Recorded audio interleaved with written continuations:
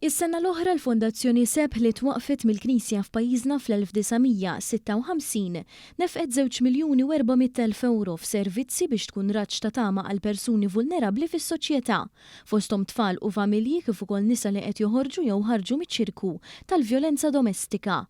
Parti sew minn dan l-finanzjar jiġi minn sħubija li l-Fondazzjoni għandha mal-Ministeru għall-Politika Soċjali u Drittijiet tat-Tfal. Waqt konferenza tal-aħbarijiet it-tnejn filgħodu ġie spjegat kif madwar €1,800,000 mi €2,400,000 ġew allokati biex jiġu mejjuna tfal li jgħixu fid-djar residenzjali tas-Sebħ b'nefqa medja ta' madwar €45,500 għal kull tifel u tifla. Dan wassal biex 48 tifel u tifla li jgħixu f'waħda mill-erba' djar residenzjali, Dar Fraddigu, Dar San Nikola, Dar Sagra Familja u Dar Santa Teresa, ikunu jistgħu jikbru f'ambjent li joffri sigurtà, dinjità, imħabba u għoża.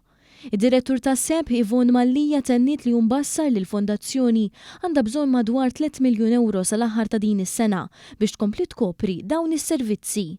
Intqal li sal-aħħar ta' din is-sena u stmat li n-nefqa għal kull tifel u tifla se tiżdied b'19,000 bżieda fl-ispejjeż tal-operat u fl-impjegati biex joffru attenzjoni individwali u speċjalizzata lit-tfal. Mallija kompli tajt li fl-aħħar snin l-għajnuna mogħtija mill-Istat waslet biex il-Fondazzjoni Seb evolvit milli toffri kura istituzzjonalizzata għal ambjent aktar personalizzat.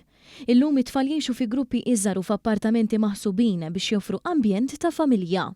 Tfal illi jgħixu f'ambjenti iżgħar, b'konnessjoni ma' l-aħwa tagħhom, servizzi illi huma bbażati fuq riċerka, servizzi anka fix-shelter fejn nagħtu ħafna importanza lill-trawmiet li jkunu għaddew minnhom in-nies u daw kollha anka fil-komunità fejn nagħtu input kbir biex mhux biss inwasslu il-valur tal-imħabba, mhux biss nuru lil dawn in-nies illi huma importanti u jixraqilhom ħajja ta' dinjità, imma nwassluhom lejn dik il-ħajja ta' dinjità. Is-Sebħ tagħti wkoll sapport lil familji permezz tal-programm Il-Milja li jgħin lil nisa u lidhom li jridu jsibu kenn minħabba raġunijiet varji. Fl-2023 dan is-servizz ingħata lil 39 persuna, 17-il mara u 22 minuri u ammonta għal €415,000. Matul l-aħħar sentejn 30 familja nataw l-appoġġ meħtieġ biex jindirizzaw esperjenzi diffiċli li għaddew minnhom u l-bżonnijiet psikosoċjali tagħhom.